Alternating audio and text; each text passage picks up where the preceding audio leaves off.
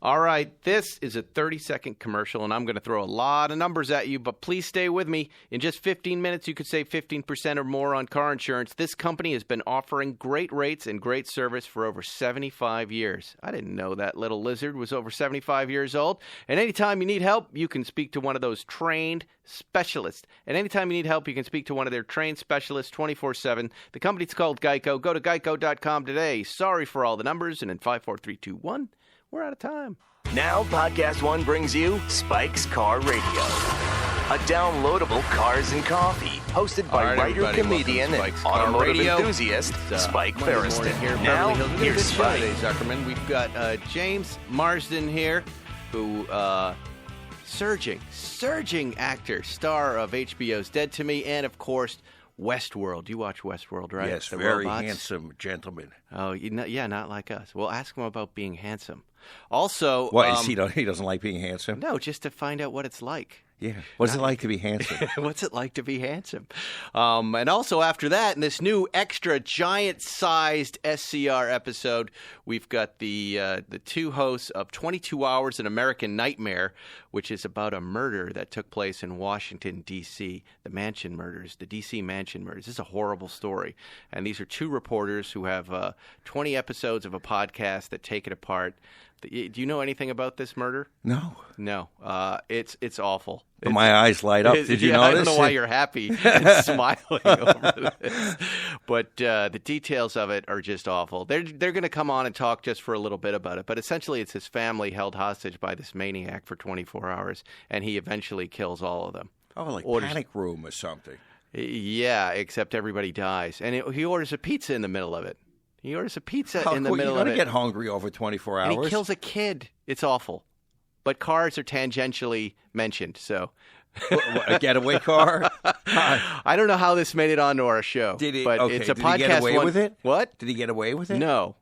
Oh. It's a horrible story. So you got that to look forward to. No, if anyone gets caught, it's horrible. But true crime is big right now. It's the only thing that works on television. You know this. You're my kids, that's all they watch, NCIS. Well, how about what I said to you? I goes, hey, it's that great new prison show where they talk through the toilets on Netflix. You go, I know, I've already watched every episode. Right, and then there's Ted Bundy, and then there's Why do we love all of this stuff so much? Because it is it is a view into the other. We're fascinated by the other, the people that can do things that we can't do. And that goes for sports. We can't do sports, but we can't kill people either. Don't you think it's a fascination with I want to survive? I just want to I need to hear the details of this so I can rest knowing I would have figured my way out of it or what to be on the lookout for. It's voyeuristic. It's pure voyeurism. Not for me. I'm always trying to get survival skills from all of this stuff. Okay. You want to know how to survive? Learn how to jump out of a car at 60 miles an hour. That's how you survive. That's the one girl who survived Ted Bundy. Now, I want to try to understand the criminal mind. What the fuck are these people thinking of when they're doing this? How the fuck did Ted Bundy cut somebody's head off and then go to sleep? Well, then I've read books about serial killers, behavioral science, and the psychology. There's some great, the FBI behavioral science unit. Read that. I know.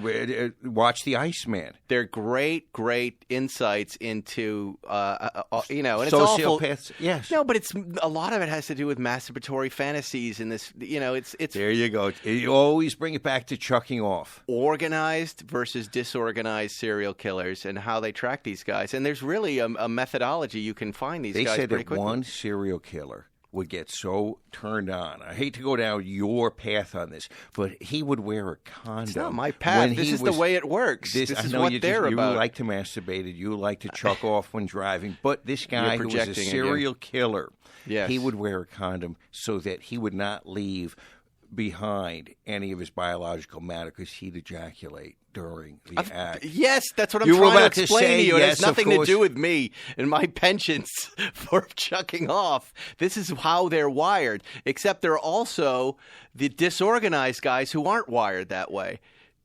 The disorganized guys who can't even get it together, they kill within their block. They just have to go, and they don't even know how to think about it. They don't have the They don't have the mental abilities to cover up, right?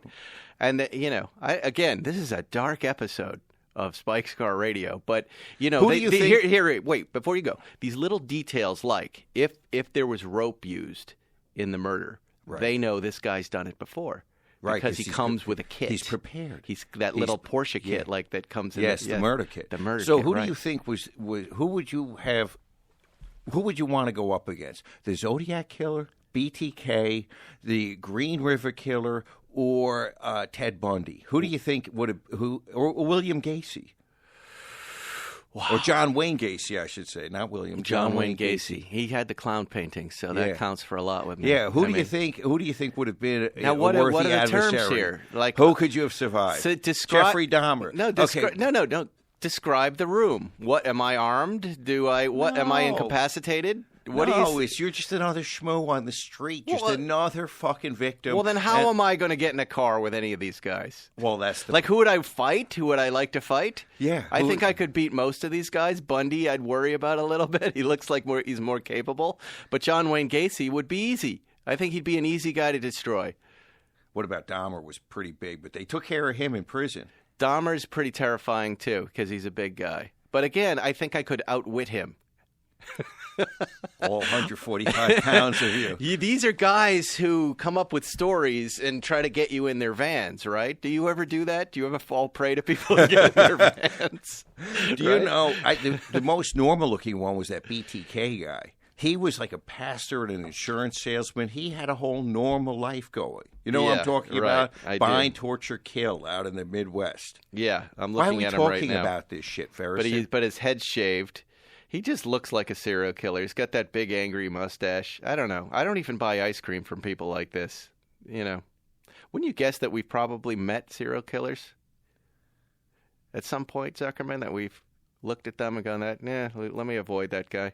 You think? I think that you and I have good radar, that we steer clear of people, serial killers, or just people in general that are not right in the head.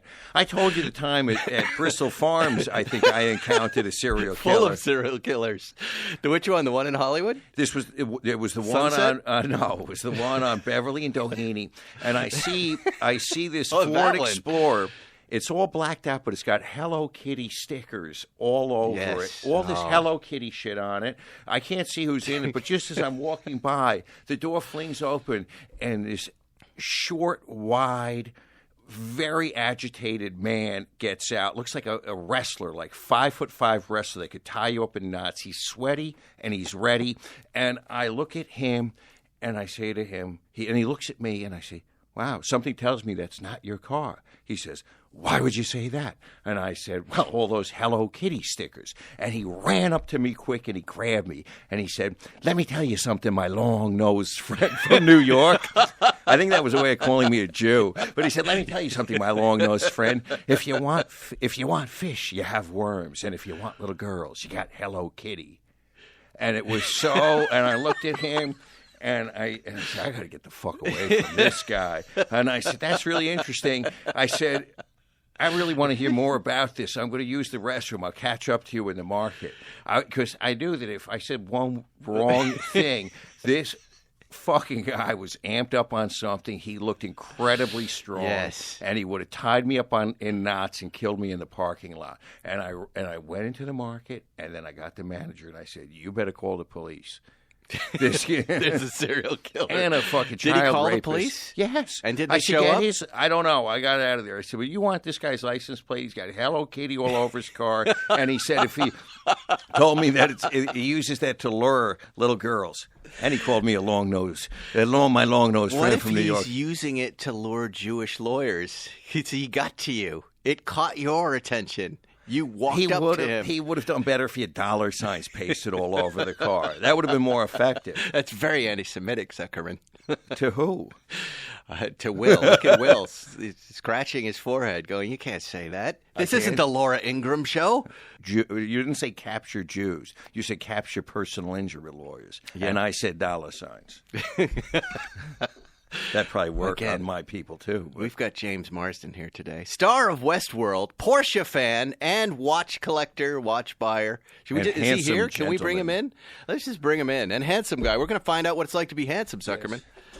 This is very exciting. And Try if you can, stay away from serial killers. Just don't go near anybody. If anyone I find. gives you the EBGBs. Yeah, and Zuckerman, get on your mic. People have been Oh, complaining I'm sorry. about it Yes, like you're that. right. James Marsden's here. There he is. Come on in. Sit down right here. You don't need any headphones. Great. We try Just not scream to do that. in the microphone. James, I'm Paul Zuckerman. We met briefly You met at The Luftgekult. cult. Yes, that's right. It keeps saying, "Can you guys review Luft?" And it's what's to review? It was awesome.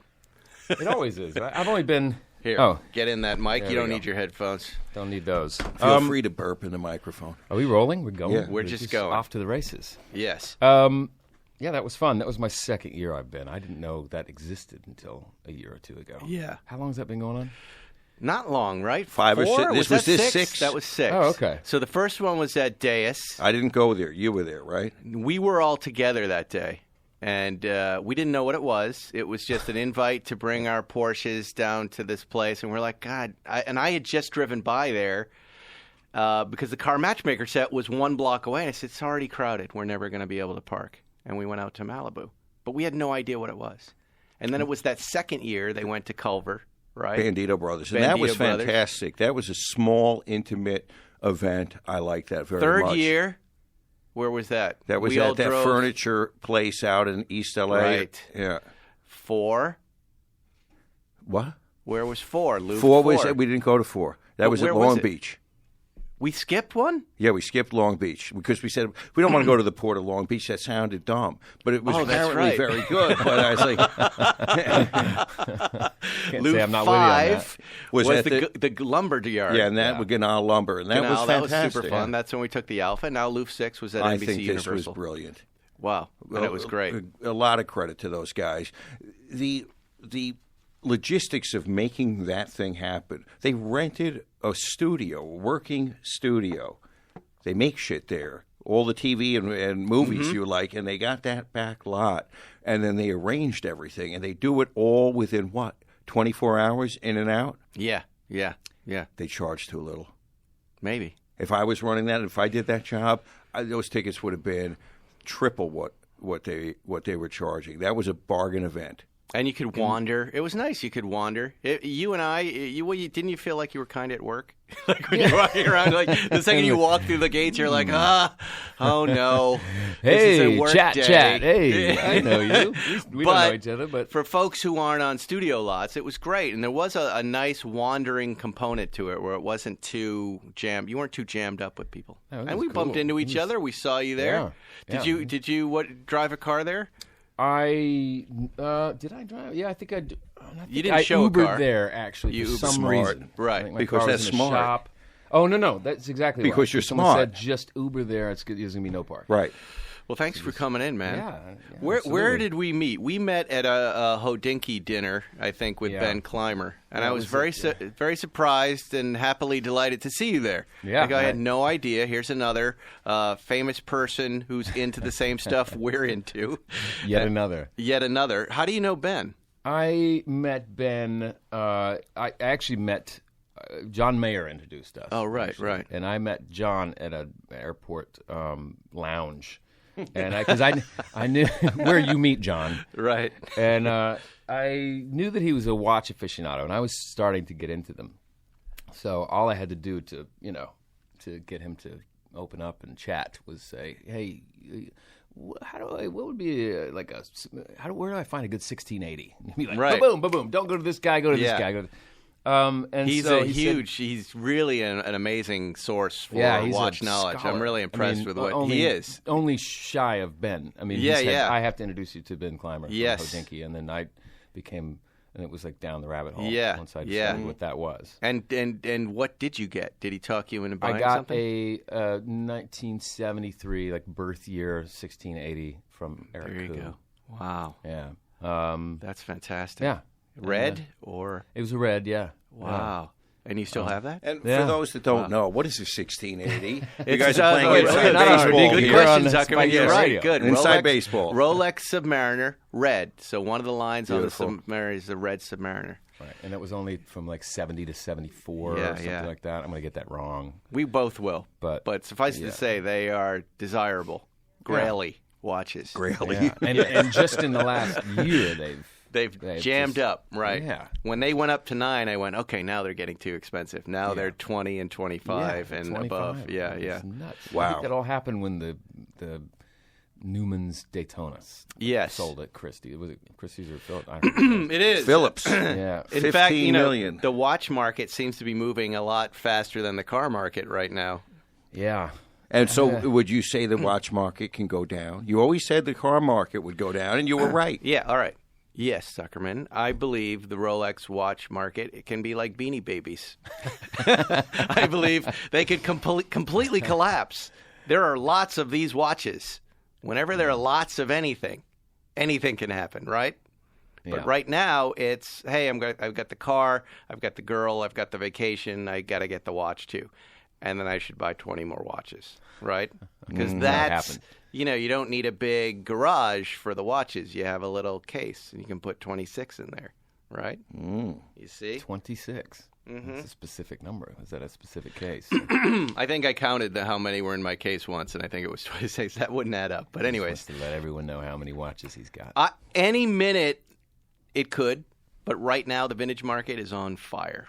On fire. I don't think that'll... I don't know anything about where that's going to go, but it feels like, has the watch market ever seen anything like that surge? No.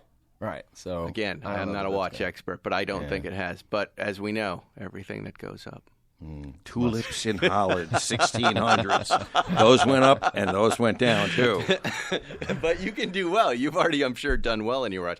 It's funny you say that because you're a very humble guy. You're a very down-to-earth guy. And you did the same thing with me with Porsches. You said, I'm thinking about buying a car, and I think that's how we connected, right? Yeah. Or was it Porsche was allocating a GT3 Touring to you? That's right. Yeah. Tell everybody how that happens. That doesn't happen in normal Doesn't life. happen to us. Well, I since I was a kid, Porsche was the car that when I got, the means to do it, I would. That's my target. That was my target. That was my dream car. And it wasn't until just recently that I started paying attention to kind of what the great things that Porsche were doing. Obviously, the vintage cars are special and all that, but my eyes started to go towards the GT3s, which are obviously we know what they are, but and then once I started listening to more people who knew way more about it than I did, like, oh, they're doing this the touring, which is basically the 911R, that there was going to be the last manual transmission, and then everyone bought them and started flipping them, and Porsche got pissed off. Is this right? Yeah, like, okay, we're going to bring it back. So I met a few people from Porsche. I forget how, but I thought they had hired you to do something, right? They invited me to announce the 992. Oh, wow. At the LA Auto Show. Really? Wow. And what with was that Mark announcement Webber. like? Ladies and gentlemen, the 992. Did they give you a script? They basically gave me questions that they would ask me, that Mark Webber would ask me about Porsche, about my sort of enthusiasm for the car, and why they fit so well in Southern California, because they were all here from Stuttgart coming, to announce the 992 at L.A., which was, I guess, sort of strange. Yeah. Or out of the ordinary, I guess. California's their biggest market, right? They're the most important market. Oh, see, I didn't know and that. China. Didn't know that. Those two right Well, there. then it makes sense. But it is, yeah. This is their most important market in the United States. Yeah, and I was supposed to drive the 992 onto the stage. Right. In front of an audience of people. Wow. And then I rehearsed that. There was like a rehearsal the night before. Was that hard? Did you get nervous? Like that? I did get nervous. Like they were telling a woman tripping at the Oscars. She would drive off. You are the only person who's driven this car. Yeah. Yeah. You want to make some noise, drive it right into the crowd, just right off the stage and tip it over. Well, it's funny you say that, because that's the reason why I didn't end up doing it is because I was afraid of that. Right, And right. Here's why. I think I called you, right? The night before we did a rehearsal, I drove the car on the stage. I was like, wait, where's the shifter? Where's the on this 992? Oh, that thing. Yeah, the little Bic shaver they have there. Yeah. The brawn, the tiny brawn. I don't like that. Yeah. And drove it on stage, got out of the car. Mark asked me the questions. I answered the questions. It was all great. My enthusiasm was kind of at fever pitch. And so they were like, actually, could you just if you don't mind, keep the answers a bit shorter. Oh, right. Went home. It was great. Next day, I go to shower. I get out of the shower, and I shake my hair dry with a towel, and the room turns sideways. Like, I fall on the floor, crawl to my bed. Oh, inner ear problems. Never experienced that Meniere's before. Didn't know that was a disease. real thing. Vertigo, labyrinthitis. Yeah. Never heard of it before in my life. I thought vertigo was fear of heights. Like, what is that? No, it was a inner ear infection. So wait, the whole room turns like like this. you were drunk. Right. But, And but did you without fall? the alcohol. Yeah, I had to crawl to my bed. Oh, my God. This is funny. My girlfriend and I were going to she's going to hate me for saying this, but we were going to couples therapy. and she said, yes, we love that. Really? She thought you were have fake. vertigo. And I was like, I swear to God. And it's literally a case, honey, of you're turning my world upside down, Yes. and I need you to stop it. Put a little ribbon on it. And I crawled back to the admirable. It's good bathroom that you're doing and proceeded to vomit. Like I was Oh, I got to God. see the doctor. So So this is when you called me. This is when I called you. You called me I know right you away. don't know me very well, but I need help. He wanted to. He's so sweet. He was trying to help them still, cast and put someone in there to drive the 992. Which Porsche did not jump all over Spike Ferriston, by the way. Really? Jumping out. Yes, they did not. No, he said, "Well, I'll make sure to call him and let him know you're going to do it." And they were like, "Yeah, all right." Well, I think we had just blown the roof off the 911R or something, Right. and they weren't happy with us. But that's an I sensed there unbelievable was something. story. So Well, wait, yeah. so how does it? So you're there. What do you do for that? Well, so I immediately called my friend that works at Porsche there, who hired me for the job. And I'm No, like, but didn't you call the doctor? Well, I called the doctor first. Yes. And what I did went he to see say? him. He said he gave me some test for vertigo where you lay your head backwards, Right. and tilt it to the side, left and right, and if it made you more sick, then it was a certain type of vertigo, like it was crystals forming on the hairs of your inner ear. Right. It was Rocks not in that. your head. It It was was a not. viral It was just infection in an my ear ear, and I infection. just couldn't That's walk straight. It was the terrifying. weirdest thing. And how long did it last? 2 weeks. So what Yeah. do you do? Well, it incrementally got better with each day, but I was shooting the show Dead to Me on Netflix, and they had Right. to stop shooting for 2 days, 3 days. Yeah. Or they moved my stuff to later in the week or the next week. Well, were you bedridden? Sort of, yeah. You're laying in bed with your eyes shut, just watching the room spin even with your eyes closed. It God, was that's the weirdest terrifying. feeling. Terrifying. And of course, your mind goes to the worst places. Okay. Brain tumor. MRI, yes. You're like, gotta That's the make best sure to case give my scenario, kids is a all brain the tumor. passwords to my stuff. Here's my So safety you have deposit to give- box. oh, It's over. Did you read about that woman who thought she had a brain tumor and it was really a tapeworm egg Yes. in her Yeah, brain? I saw that. That would be the worst case scenario. I kind of wish I had a brain tumor versus the tapeworm through egg all of that, right? in the head. Or there was the guy with the runny nose that never would stop running, and it turned out it was brain fluid. He had a hole between his brain and his sinuses. So you've got this for 2 days. Eventually, it gets good enough. You're well enough so you can go shoot again. Yeah. Wow. And as long as you don't make any sudden movements. It was the most bizarre thing. And, of course, I felt terrible. I couldn't do this because this is something I would have done for free, obviously. But it just, I'm an enthusiast. And I called the guy and I said, I don't know what to tell you. I don't know what's going on with me, but I can't. I should not be driving a car Right. onto a stage that's, bookended by lots of people. And he said, he just thought I was joking. Like, Right. I said, I can call some of my actor friends and you. And I'm like, who could do this? Who would know their shit, know what they're talking about? Right. Who ended up doing it? Army Hammer. Oh, that's right. Yeah. I remember that. Yeah, Army. Bless him. Saved my ass. And, Is he a Porsche guy? he's famous. I think he's a car enthusiast. I'm Yeah, not sure yeah. if it's Porsche specific, but they were, they signed off on him or whatever. Like it had to go through the channels. And, Wow, that's an unbelievable but story. saved my ass. He got there a couple of hours early and kind of said, just sort of, memorized my answers to the questions. And just a round of antibiotics just fix that? Time. It wasn't even antibiotics. It was he said it was viral, so it's not something that you can take antibiotics for. There wasn't like a secondary infection. Wow. So it was just the most bizarre. And I've still never- to this day, I have ringing in my ear. Since then, Really? which is not Tinnitus? fun. Yeah. And I'm like, oh, this is forever now? This is going to be in my ears forever. I can see how people Who can are we driven sue, mad by this. No, there's no one. You just got to make friends with it. And eventually, though, it does as you get. It's the loss of hearing in the upper ranges as we get older. This is why, like, kids can hear noises in classrooms that teachers can't. They can set their phone up really high noises. And if you're lucky, as you lose that upper hearing register, you get the ringing. It's replaced with ringing. Really? I got it. But now I'm used to it. It's just a friend. Yeah. Yeah. I mean, it's the only option, right? Yes. You have to live There's with it. no Otherwise other you option. will go mad. Yes. So Let's you talk about didn't the come car. through on your end, but you still got the allocation? My plan worked. It's unbelievable. Yes, they were kind enough to. Well, they felt bad for me. It's one of those things you tell people, and you know that feeling where you're telling somebody something, and you can just sense them going, "You're lying." Right? Really? You know what I mean? Where you're like, I had vertigo. They're like, really? I think most people would believe you, but you don't believe yourself. Well, no, You've told- Yeah, I know he doesn't. You know, it's that phenomenon where you're Yeah. like, this sounds like I'm not telling the truth. So then you go, like Well, when it's you get such a- stopped Yeah. by a cop or such an something, odd- right? Yes. What is that? Like, It's such an odd, unexpected thing for a young, handsome guy to have, right? He's not that young. He's just handsome, and he's well preserved. He told you he was born in '73. We I can know. all I'm be being that kind. young. I'm being kind, Zuckerman. I'm being kind. That's what I do. I'm a talk show host. How come you're not kind to me? Well, let's talk about the G. Well, Yeah. well, you know why. Well, That's how we were- bonded, being Yes. mean to each other. They were kind enough to let me keep the allocation, which was very cool. of them. That's where you called me. I did. You 'cause said, I knew, and everybody loves to get this call.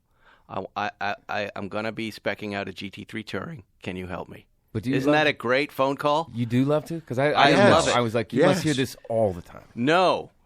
Not for Not that many GT3 touring. How many Tourings. people are calling about that? Yeah. Not a lot. This is all we want to do is talk about how to spec out cars because we have to do the same thing. Yeah. We're, when it comes to us ordering a car, we're in the same spot. You get this little blind spot and you start to worry and you need a sounding board. Yeah. So I was very happy to help you out. You were very gracious to do it because And, I needed their guidance. And we were starting off with the basic stuff, Zuckerman. Are we going wings and PDK? Are we going touring? Are we going manual? Well, you can't do wings with the touring. Right? Oh, No. you only like touring versus regular. You GT3. started. You were like, should I just get a regular GT3? Right, Or because should we I have do a the couple touring? of friends who Right. race, and they were like, "It's Exactly. You need the downforce." I'm like, Yeah, I don't but know if I okay, need but the you're not downforce. racing, so Right. you're asking the wrong group of guys. They're Right. Yeah, seeing yeah. it through their Then they'll say, prism. Who's it? Was it Marco at the TLG? Yeah, He Marco. was like, if you're going to be a grizzly, or no, if you're going to be a bear, be a grizzly. GT3s need wings. That sounds so Marco. Marco, I love you, but that's wrong advice for this gentleman. I think it's actually he was like even without the racing, he was like it balances the car out actually from a Yeah, I aesthetic- guess. aesthetics. I mean, there's no wrong answer. There's really. no wrong answer. It's really how you're going to use it. But you ended up, with a GT3 Touring, I think, in silver. yeah GT Silver. It was I- too we- late we- to do the PTS. That's so all right. No, that Nothing doesn't wrong matter. with that. I was Too many getting people are excited doing about it, by the way. Phlegm again. We saw. I know. I'm having a bad moment. We saw your car. It wasn't you. PCH yesterday. Yesterday. We saw a silver touring. It aluminum looked wheels. Great. It looks beautiful. Yeah. It was great, and I that's got what the you ended up- platinum wheels is the one thing. I think that, that's a great idea. That was yeah, it. Yeah. It looks great. The Yeah. yellow calipers and the So you're carbon happy? ceramics. I'm thrilled with it. Oh, I'm good. Driven it, 13 miles, but It's one of the greatest all-around Porsches out there. It's what every Porsche should be, in my opinion. yeah. That's the car they should make for everyone. You think? Yes. All right. Well, on that note, Yeah. we're going to take a break, and we'll be back with more James Marsden. Well, if you know me, you know I love animals, and I love cats especially. I used to have a couple of cats that would scare me when I'd walk into a room. They'd be waiting for me, and I like that. You know what I don't like, though? Cleaning up after cats, especially that litter box, which is why Arm & Hammer created the new Cloud Control litter. There's no cloud of nasties when I scoop. It is 100% dust-free. Free of heavy perfumes, helps reduce airborne dander from scooping, so what happens in the litter box stays in the litter box. New Cloud Control Cat Litter by Arm & Hammer. More power to you, man. You're listening to Spike's Car Radio. Here we are back, Spike's Car Radio. I'm so happy you're happy with the GT3 Touring. I just dropped off the GT3 Touring after the longest time, Zuckerman, in your hangar. You're going to drive that thing now? Yes, I am. And, I've been missing that car. And we were switching around cars. We have a lot of cars together with different guys, and one of our friends, Moise, was leaving with go to Europe, and he had the GT2 RS, and we were trying to figure out how. Well, I want to take that. I don't want it gone in his garage for 2 weeks, so I drove out his Mercedes yesterday. What car was that? That's a 280 SC 3.5. It's a 1971, the last of the hand-built cabriolets of that era. Very valuable car. Very connoisseurs love that car. And I went from the GT3 Touring into that boat, and boy, what a culture shock that was. But what I really appreciated was you drove it aggressively, and you got the most out of it on Sunset. With body roll and everything, you were flogging it. And I was saying behind you, I don't give a fuck what he thinks. I don't care. It was hard, but you were in your white GT2 RS, and I didn't want to slow you down. And then, of course, all of the horrible, slow left-lane drivers that were on the road. Nobody's getting the message, by the way. Nobody's getting the message. Summertime on PCH, you think anybody gives a shit except for looking out their window at 20 miles an hour? No, it was horrific. Is the GT3 the only sports car you have, or what do you drive? What do you daily? The way my rationale worked was if my son just turned 18. And so I got to. This is young or adult Jack, yes, right? Jack. You have a Jack. I have a Jack. And we, of course, as a parent, I want a sensible car for him for his first car. So we got him a Honda Accord, Honda Accord. Those are great. And in tandem with that, we got this old Mazda Miata, 99 Miata to trick it out, take it to Willow Springs, put a roll bar on it, put some coilovers on it, upgrade the engine a little bit, and so we did all that. He then just drove that all the time. Right, yeah, he's got a stick. I love he's got the manual. Like he's rev matching and doing all this stuff that I didn't learn to do till later in life. And so I said, well, that's Jack. not dangerous. I mean, that's not safe to be doing that every day. So I said, tell you what, I'll take your Honda Accord. That'll be my daily driver. I'll turn in I was leasing a BMW. And turn that in off lease. I'll drive the Honda Accord to tote my kids around. Mm-hmm. And since I won't have a lease, I'll get the GT3. That's my justification for being able to afford the GT3. Yeah. So I literally am here in my son's Honda Accord, but I got him a Ford Focus. ST. Yeah. Awesome. So he has the safety things and. Will you let him drive the GT3? I did already. Yeah. And you let him go out on his own? Yeah, I had 7 or 8 months. Not on his own. We went out in the Santa Monica Mountains and drove. Wow. Good for you. Good. And, what was his review? Once we got it out, I was like, this car's meant to be driven. Stop. Yeah. It was in a garage for. Did he lose his mind when he drove it?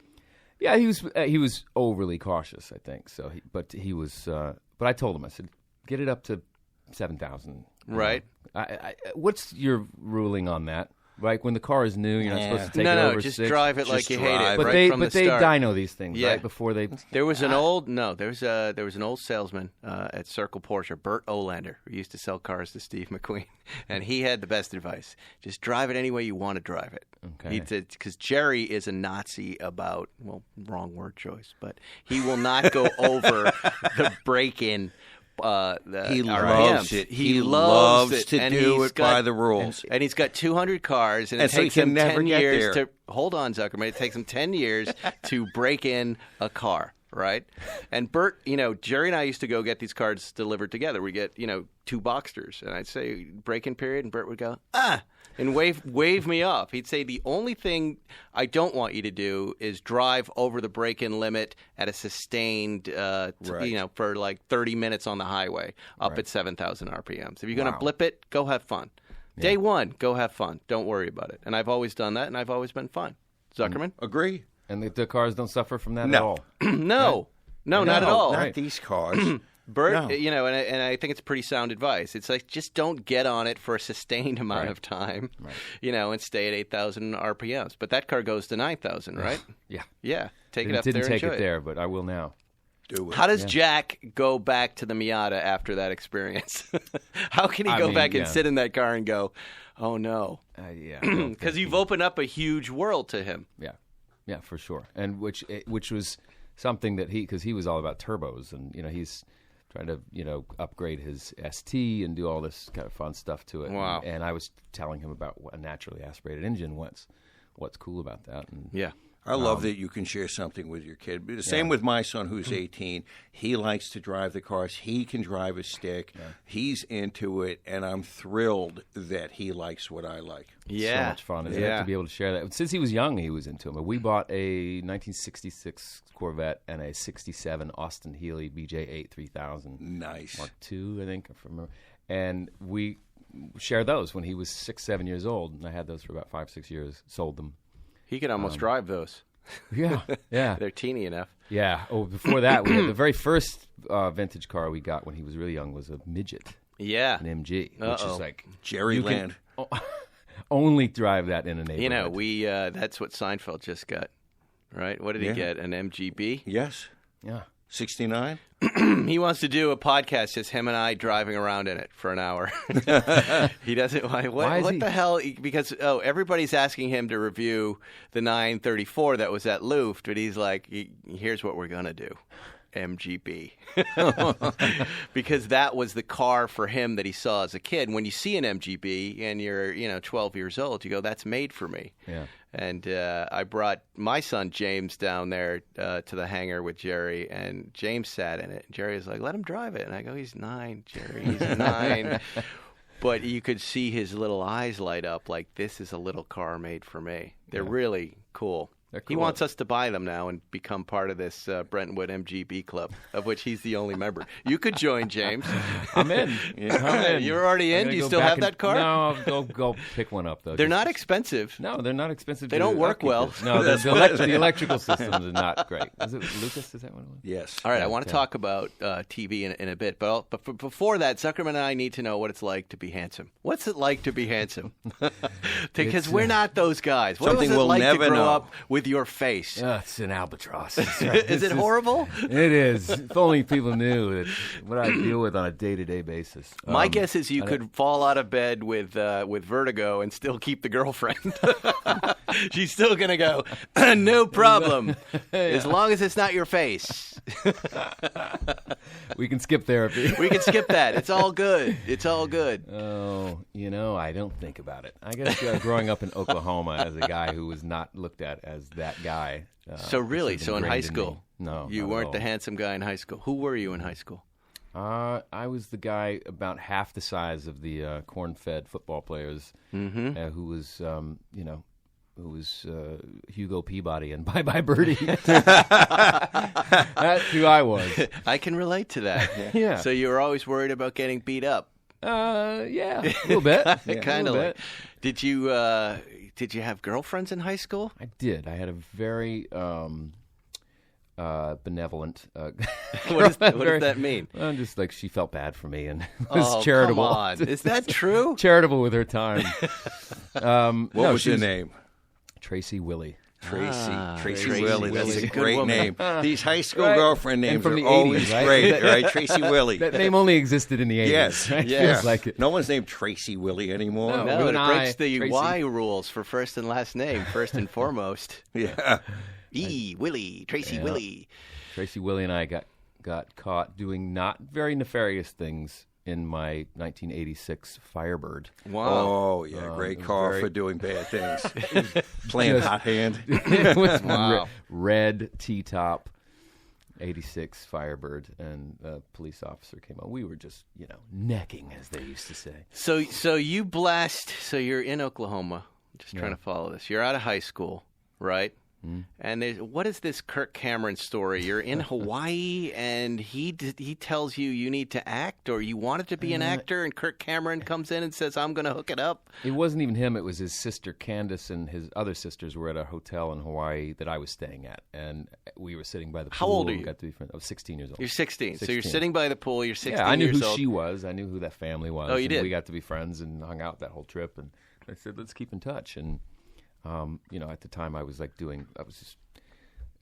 doing SNL sketches and voices and funny accents and things like that. And they were like, you're amusing and kind of cute. The handsome Zuckerman. Yeah, that's when I started to come into myself. How many times have someone said that to you, Zuckerman? You're amusing and handsome. It's yet to happen. No, never. Me too. Never. You're loud. Yes. You're a big presence. You're loud, but amusing. You're annoying me. Yes, basically. You're mean. Yes. Go away. Yeah. Stop looking at me. You're very aggressive. You're scaring people. See, that's the difference. Yeah. So we're still, you live in Oklahoma. So Kirk Cameron's sister says, let's hang out. You're 16. It doesn't even make sense to me what's happening right now. So accidental. I love this. And so when do you where do they live? L.A.? L.A. Yeah, and I go back to Oklahoma, and I kind of feeling like I'm cock of the walk, like I know famous people, and right. We kept in touch, and a couple of years later, I was like, I'm moving out. I'm actually going to do this and take you up on it. And by then, they've lost my number. I'm like, hello? Hello? So it's 16, that young? Yeah. No, I moved out at 19. At 19? Yeah, but wow. I met them when I was 16. I see. Over the course of the next couple of years, I actually, a couple of months after I saw them in Hawaii, they did invite me out to stay with them. So I went out and met Kirk and went to a taping of Growing Pains. Right. A taping which you see a young Leonardo DiCaprio in. Wow. It was, that was funny, reminding myself that he was there. And Kirk was just bought a brand new. I'm trying to make this car. Related, no, you don't have to. No, but I know. But tell me what he drove. Thing that comes into my mind. It was a '91 Supra. Nice. He had a new 200 horsepower. Red. Yeah. Was it red? It was like burgundy. Yeah. Nice. Yeah. That's Kirk Cameron. Cameron. Yeah. And went to taping of Full House and Growing Pains, and I was like, well, this is what I would love to do. Yeah. And so, how does that work? Everybody would love to do that. Yeah, I went back home. I was like, this isn't realistic. In Oklahoma, it was like, well, that's not real, right. That's not a real occupation. So you pack up. So I pack up after a year and a half of college, of like getting the college experience. Right. And then I was like, I'm going to give this a shot. What were you going to study at college? Journalism broadcasting. Oh, yeah. Yeah. All right. Because when I was 16, I was cast as a local news anchor on Good Morning Oklahoma, and it was like a publicity stunt. They went around to drama classes around Oklahoma and cast a guy and a girl like news anchor to deliver about 2 minutes of not very interesting educational news at the end of the hour. So every morning I would wake up at 4:30 and drive my Firebird to Channel 5 in Oklahoma and deliver 2 minutes. No of kidding. news. Yeah. And it just got in your blood. Yeah. Got So under and your skin. and they gave me a scholarship for. That was the payment, I guess. Again, handsome guys. Look at Just this. fell in his lap. Do you remember when he the just local put his hand out? He put his hand out and a bag of money at his fame and fortune. And me and you. Do you remember when the sweat, and local tears. news called you up, Zuckerman, and said, "Look, we'd like to. I was like you on our news at hour." the Panda Chinese restaurant, scrubbing dishes and getting yelled at by Chef Tong while he's going to news with Kirk Cameron, and I'm just a loser getting cigarette money. That's right. I remember when my dad said he put his hand out. He said, "Go work at the supermarket," and I was the bag boy getting yelled at by old ladies. But Marsden over here. Yes, at the end of every episode. He met Swiggins at the club, and they went off to fame and fortune. And Ferris and Zuckerman were washing dishes and bagging groceries. And by the way, I think I was just in Hawaii for the first time this fall. That's the first time I've been to Hawaii. Yes, it all goes down like that for the handsome. I don't relate. For the guys. handsome I don't guy. relate. I think the only famous guy I had met growing up was Major Mudd. I'm not even sure I met him in person. I might have just met him on TV. And Rex Trailer, these local news, these local Boston Cowboys shows that were on. The only famous people in my neighborhood on Long Island had vowels in their last names and were going to prison for 2 or 3 or 4 years. Those were the notables in my neighborhood. So wait, you go to L.A., right? Yeah. What is that? What are you holding up Break. a sign? We need another break. But then are we done? We have to say goodnight? No, we can come back. We And can we'll come stay back? with James. Yeah. All right. Because our third break will be before the True Crime I'm guys. totally misunderstanding my own show. We're going to take a break. We're going to come back with more James Marsden being handsome. Think of all the weird things you find in cars. I'm not talking about your garden variety petrified French fries or melted crayons. I'm not talking about Moise's groceries in the front boot of my GT2 RS. I'm talking about live snakes, bizarre trinkets, the kind of stuff that just makes you wonder about folks. Actually, Moise's groceries made me wonder about him. weird vegetables I'd never seen before. Another thing that will make you wonder, but in a good way, are Continental belts. Bet you didn't know they're OE in tens of millions of Chrysler, Dodge, and Ford GM vehicles that roll off the assembly line. They're also OE on the majority of BMWs and VWs. Now, Continental is launching the aftermarket multi-V belt with the OE pedigree. It's the OE Technology Series. Belts that are fanatically engineered for perfect fit, form, and function. And Continental has an OE Technology Series multi-V belt for 98% of vehicles on the road in the U.S. and Canada. Hey, you get enough surprises when you work on cars and trucks. A belt should not be one of them. Go to the Continental OE Technology Series multi-V belt, the belt with the OE pedigree. To get the full story, visit oetechnologyseries.com. You're listening to Spike's Car Radio. And we're back. Look at that break, how fast it was. I want to get back into this because I'm fascinated. I really am fascinated, and Zuckerman is too. We love the origin story of people. Like, for real, you're moving to a new city. You don't really know anyone, right? You've met a couple of celebrities. Yeah. You want to be an actor. You don't have a lot of money. How does it work? All on hope how do you and do hubris. it? Yeah, like Jay Leno, when he came on, I think he came on the podcast early on and told me he was, he landed in L.A. and went right to the Comedy Store and was like sleeping in the back parking lot until he could get an apartment for a couple of days. There's a lot of logistical issues with this. What is your story? How did you do it? People just started giving me jobs. It was weird. I just Boy, handsome guy. Look. I don't know what it was. My face. Someone handed me a mirror, and I was like, what? Here's what I did. I had a black piece of felt over my face, and I would lift it up. People would look at it and give me whatever I wanted. Now I'm going to tell you, and yes, it's going to be kind of a version of that. Okay, let's hear it. Come us. on, we want to know That's how good. We're living how you vicariously live. through you.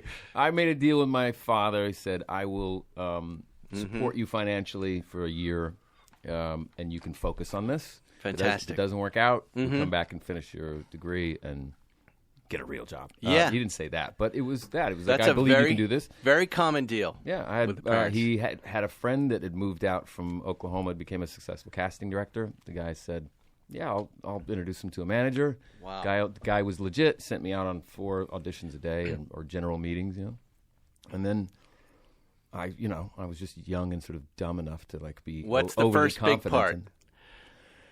The 2 lines on the pilot episode of The Nanny with Fran Drescher. Wow, that's cool. 1993. Yeah, that's your Leo DiCaprio moment there, right there. Yeah, right? Wow. Yeah, similar paths, right? Similar trajectory, similar outcome. You are on that path, and then from there you're just you're a working actor. Yeah, then it was. I got offered to test on Days of Our Lives, which was, how the testing thing works is like you sign the contracts, and then we have the choice to either hire you or not. So you're signing the 3-year contract. Mm-hmm. And my manager said, let's not do that. You're getting good responses from other people. Let's just curate kind of what we're going to be doing. My father was like, he's getting offered to do this within 2 months of being in L.A. Yeah. And we're saying no to work. And not only that, to, money contract, yeah, right? You don't see 3-year contracts of guaranteed work in acting, in Hollywood, whatever. No, you get excited about that in the beginning. Yeah, toward the end, you get very unexcited about it. Right. I can't do anything else. No. But in the beginning, it's like, God, I can guaranteed now. work. Yeah, I'm guaranteed work. Right. I don't have to. I should be working at Dairy Queen, right, back in Oklahoma, which nothing wrong with that. But just ask Tracy Willie. Or Tracy. She didn't. We love Tracy Willie. So that's how it happened, and it was like, being selective story. about what you do next with the limited opportunities. You can say guest star on Saved by the Bell and Party of 5. And now, one of my favorite shows, Westworld. The star of Westworld. You play Teddy Flood. We've got season 3 coming up in 2020, and we're going to hear everything about season 3 and how it ends right now. James, how does season 3 of Westworld end? I'm joking. You're fantastic on it, right? You play the robot gunslinger who is brought back to life over and over again. Yes, I've gotten good at dying. Good at dying. Yeah. At the end of season 2, where did we leave you? Dead, right? quite permanently dead. So can you even say if you're in season 3 or not? I can say that I'm not. You're not in season 3. Yes. So you will not be returning in any way. No. Wow. Well, that's disappointing news for my wife. You know what? I saw Will Ferrell at the premiere for Dead to Me, the Netflix show that I did, and he goes, "Are you coming back on the first season?" I go, "No," and he goes, "Good, good, that's good." Yes, that's right. I'm going to remember that's how I'm going to react when people tell me bad. Well, because if you come back too many times, then we're not going to care when you die anymore in the show. Right. It's crying wolf too many times. Right. But I got my wife to watch both seasons because of you. He's like, I like that guy. Who's that guy? Who's the face? Whose face is that? I go, that's James Marsden. Well, that's you know what? kind He likes watches and cars. Because I don't care about that. I want you to introduce me to him. Handsome guy, Zuckerman. Yes, again. She's never said that about Never. you. Never. She's like, She doesn't even let me in the house. I tell her a Zuckerman story, and she'll go, "Stop doing the Zuckerman voice, please." But this morning when I said I'm interviewing James Marsden, she went, "Oh my God, say hi for me." Right. She loves you, Zuckerman. You know she does. She just doesn't want to look at you. Yep. Let me in the house. So let's hear about the new show then. The new show is Dead to Me. Yes. Already the reviews have been amazing for it. The word of mouth on Twitter is amazing for it. Another big project for you. You're surging right now. Surging. For those who haven't seen it, tell us about it. So it's a half-hour traumedy, is what they're calling it. Right? With Christina Comedy with Applegate, Christina who we Applegate, Linda Cardellini, fantastic. Liz Feldman, writer, producer. About two women who are very different, going through their own versions of grief and going to grief counseling. And both their husbands died, right? yes, Hence a dramedy, tragic comedy. Yeah, little. And they become unlikely friends through this as they try to solve the murder of Christina Applegate's husband. And Are you a dead guy or a living guy? a living guy. I figured now you can, with Netflix, you can binge these things. So Right. Like, can I talk about how the season ends now? You You probably don't want to, Right. just as a spoiler. You don't want to do it just for the fans of the show at a who certain haven't point, made it you're there. like Westworld. Right. You've had time to see that, Teddy doesn't make it. How does it work with any of these shows? Like they're only 10 episodes a season, right?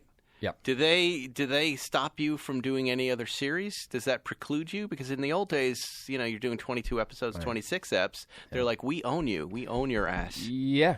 During the first couple of years of Westworld, it was, You couldn't do any of it. And you didn't really. There wasn't a strong desire to because you were on a really special show, and it was taking up half your year. So I would go find films to do. And where was Westworld shot? Here in L.A. Here in L.A. Oh, Santa Clarita. Did you sign that disclaimer that said I will agree to be naked all over the place? Yeah. Yes. Yeah. What is certain? Zuckerman's a lawyer. Yeah. Tell us some of the language in that disclaimer. What was it exactly saying? I didn't read it.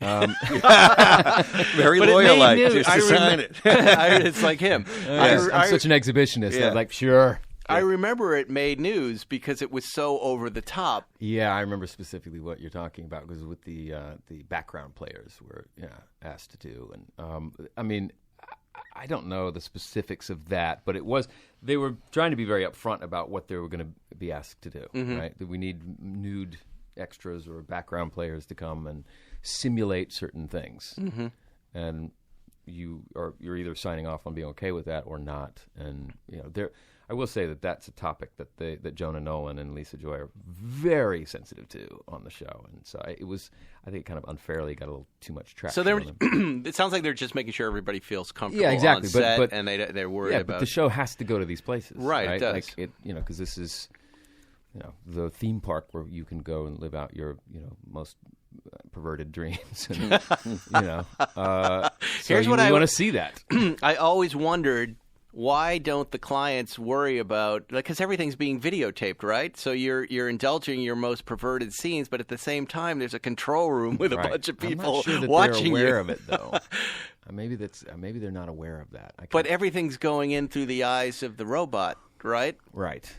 Zuckerman, would that bother you? You want to live out your perverted fantasy, yet At this point in my life, if you're asking 54-year-old Zuckerman, I don't give a shit. I've got no shame anymore. If you were asking a young Zuckerman, it would be very different. So you would just go and do that? At this point in my life, yeah, whatever. Doesn't matter. I mean, if anybody wants to look at my disgusting body naked, have at it. Okay? So you'd sign the disclaimers. Yeah. You would do everything. Yeah. Would you do a nude scene in Westworld if I could get you in there? Why not, Ferris? And everybody could see I could be, yes. Why not? See me thumping along. See me hulking, my hulking boulder-like body. There are two big masses of listeners. New York and Los Angeles is our biggest market. And if any of you are casting directors and you have a nude scene or a nude background scene, Mr. Zuckerman is happy to do it to help promote Spike's Car Radio. And we'd all love to see it. Oh, no, you wouldn't. You would not. Just promise me you'll leave the black socks on. That's what I would like to see. That would be delightful. So you think it's an age thing, not worrying about being naked? The Greeks, I've noticed, the Greeks have no shame when you're in Greece. The old men, as you've said before, they like to they don't care. They let it all hang out. I was in Hungary and Budapest, and I went to some of these hot spring baths, and people there just don't give a fuck. And they do not care. It's horrible. But are they of a certain, what's the median age there? They're all like 50. And they give you a towel to wrap around you, and it's so small you have to choose front or back. And so that was the only thing I thought was interesting. Who's a front and who's a back? And there have to be more backs than fronts, right? I was a back because I didn't want to sit on the gross, step in the water with my bare ass. But so you let your junk hang out. Yeah. No, that's horrifying. And that's something I want to repeat. I went there. I saw the famous baths in Budapest. Okay, done. Checked it off. All right, so Dead to Me is out right now. We can all watch that on Netflix. Binge it. Yeah. And then what's next for James Marsden? Where do you go this summer? What do you do? I am... Weren't you just in Budapest or something? I was in Bucharest. Yes, Romania. Wasn't that yesterday? You posted something on Instagram yesterday. Yeah, it was a delayed post. It was a delayed post, okay. I get weird about, here's where I am right now. I know, you're smart. You're absolutely smart to do that. Over-paranoid. No. A friend of ours just got knocked off. Yeah. Really? Same thing. Announcing where he was. Here I am. The whole family's with me. Yeah. Going live. No. Our security people have told us the same thing. Don't stop doing that. Right. Stop. Do exactly what you're doing. Yeah. Because they were robbing Dodgers because they would have away games. They could look at their schedule and it's unbelievable. Yeah. You gotta. I mean, you don't think it's going to be you, but it's going to be you. It's going to be you. Yeah. So Bucharest was what? Yeah, that was. I was doing a thing with IWC actually. Watch thing. Yeah. Wow, look at that. Watch thing. Are you wearing an IWC right now? That's a beautiful watch I'm looking at. What is it? It is a Ingenieur chronograph. Wow. Ingenieur. In-house movement. This is one of the ones that you can do on the Configurator online where they asked me to create the first one. Oh, wow. So little bit of IWC trivia there. I don't recall getting that phone call and asking me to create one. Did you, Zuckerman? Of course I'm not good looking.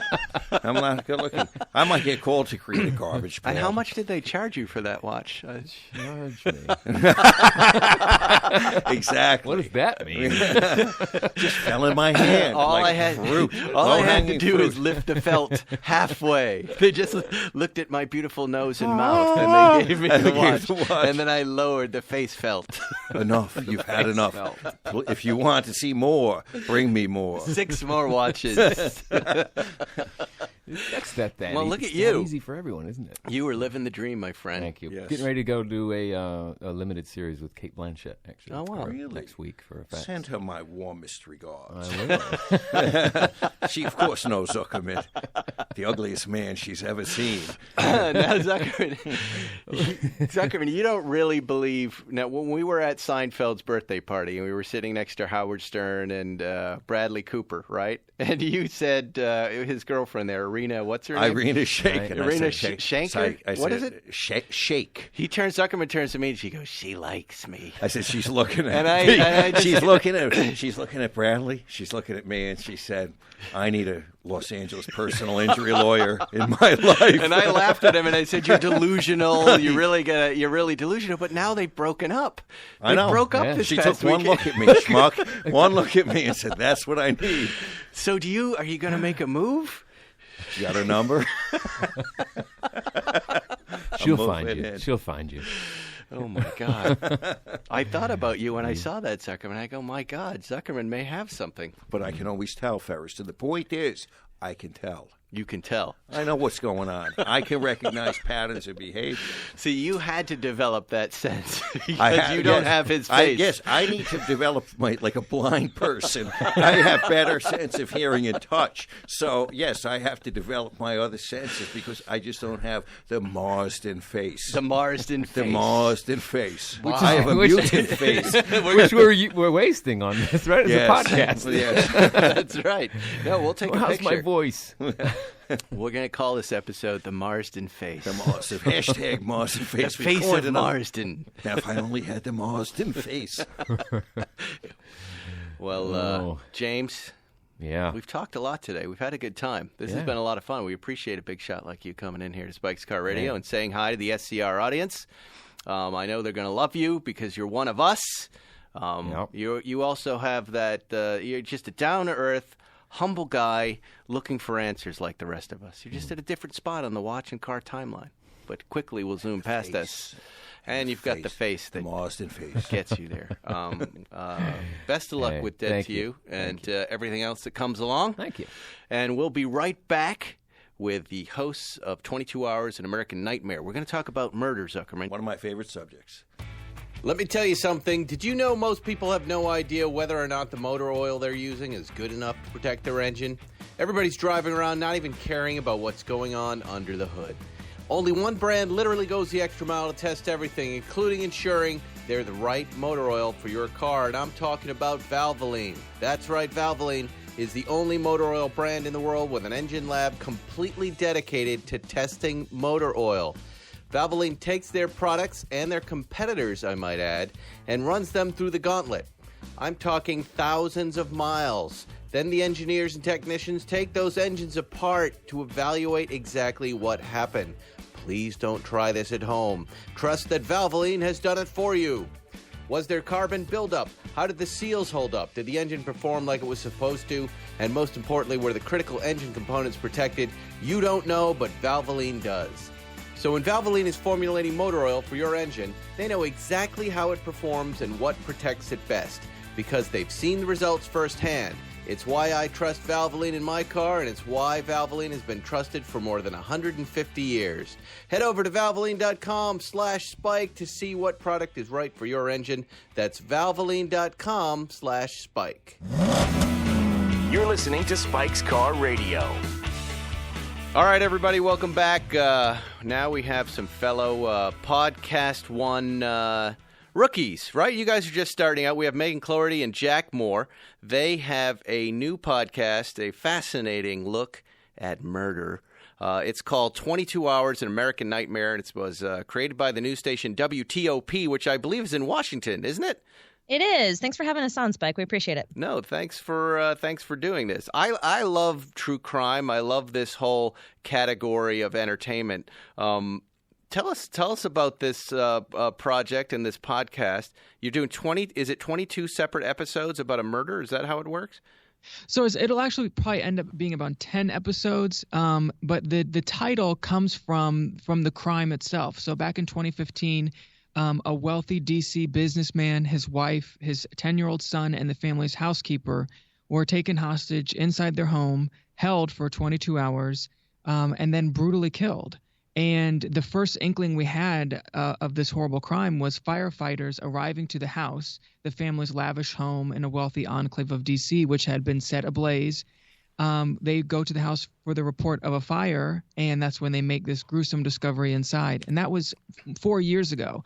And a suspect was quickly found, but then he didn't go on trial for 3 years. And when he finally did, we learned a lot during the trial, which Megan and I both covered, and also still some remaining questions. So we decided, why not do a podcast? Jeez. All right. Now, I think we're talking about the D.C. mansion murders, right?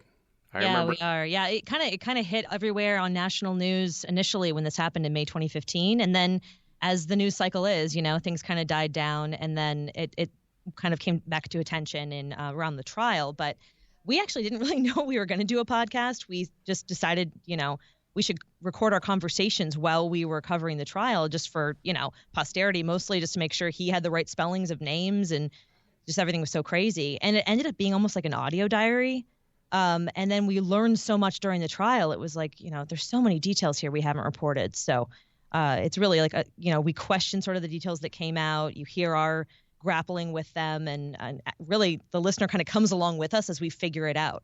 And how do you break up a story like that into separate episodes? Like, I'm guessing this guy has already been tried and we know if he's innocent or guilty. Like, how are you approaching the murder? Is it a mystery? Are we listening to the end to find out? I mean, what are you bringing to this? Well, we want to be kind of the phrase that we have been using is, this isn't a whodunit, because we know who did it. He was convicted and sentenced.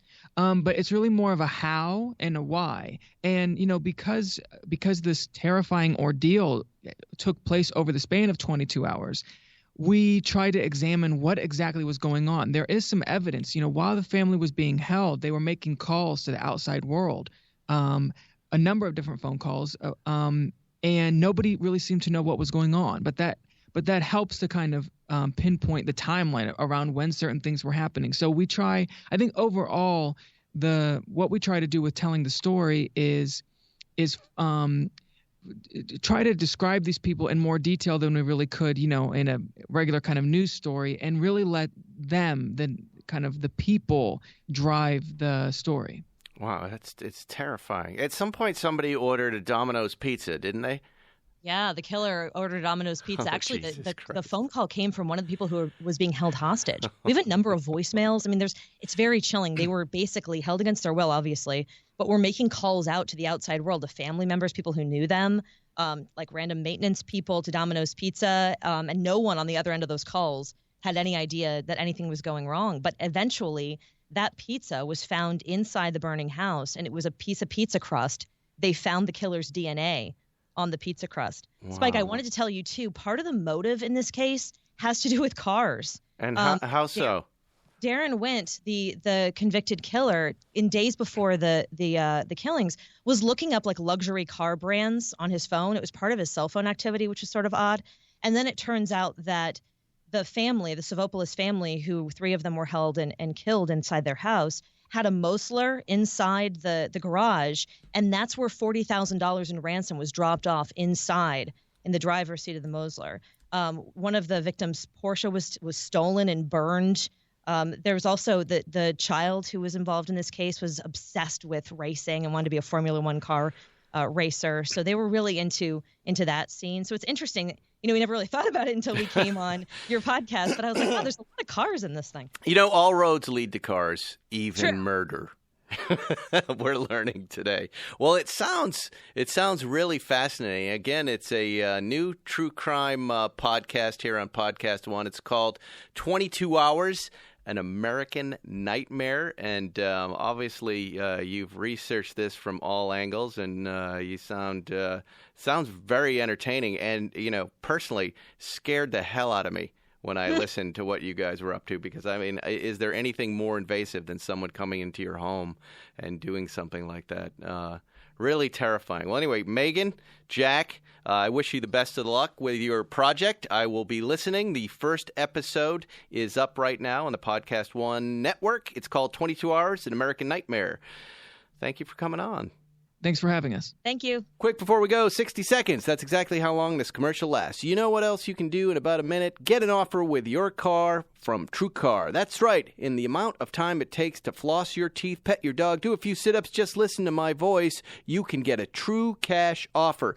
Best of all, you can do it from your smartphone or at home. Just go to TrueCar and simply enter your license plate number and watch how your car's details pop up. Answer a few questions and you'll get an accurate true cash offer from local TrueCar certified dealer. It's that easy. After that, you can bring your car in and they'll check it out with you together, the two of you. You can even hug if you want. You can ask questions, get the answers you need so there's no surprises, and simply leave your check or trade in your car for a new ride. So when you're ready to experience a new, better way to sell or trade in your car, check out TrueCar today. Thanks for listening to Spike's Car Radio. Download new episodes every Wednesday on the Podcast One app or subscribe now at Apple Podcasts or PodcastOne.com. AC 911, what is your emergency? A brutal murder that took place in Washington, D.C. To do what he did to 4 people, including a 10-year-old boy, is just beyond words. A family and their housekeeper held hostage and tortured for 19 hours before their mansion was set on fire, with them inside. It's just hard to imagine that such a nice family could be the victim of something so depraved. In WTOP's 22 Hours, An American Nightmare, you'll be shocked by the new details of this heinous crime, and you won't believe how investigators brought the killer to justice. He did not act alone, mark my words. Download 22 Hours, An American Nightmare, with new episodes every Monday on Apple Podcasts and Podcast One. Purchase new wiper blades from O'Reilly Auto Parts today and we'll install them for free. See better and drive safer with O'Reilly Auto Parts. O'Reilly Auto Parts. You love podcasts, the stories, the laughs, the unexpected turns. But when this episode ends, the silence starts. Not anymore. Audiobooks.com turns that silence into your next great adventure. With over 450,000 titles, from bestsellers to hidden gems, your love for listening just found its new best friend. And because you already know the joy of audio, we're giving you 3 free audiobooks to start your journey. Imagine your favorite podcast, now with unlimited episodes. That's audiobooks.com. Keep the story going. Sign up for your free trial at audiobooks.com/podcastfree today. Because for podcast lovers like you, the end of an episode is just the beginning. That's audiobooks.com/podcastfree.